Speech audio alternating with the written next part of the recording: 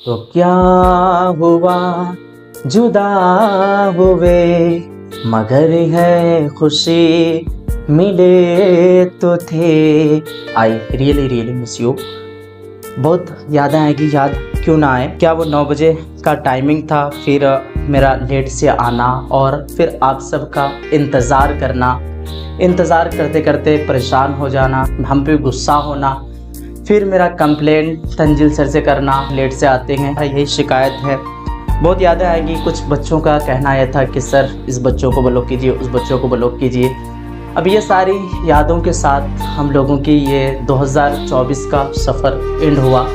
यादें तो बहुत आएगी, लेकिन आप लोगों ने एक यादगार बैच बनाया जिसका नाम है 2024 बैच। आप लोगों ने बहुत सपोर्ट किया, बहुत साथ दिया और लास्ट तक आप लोगों ने साथ दिया।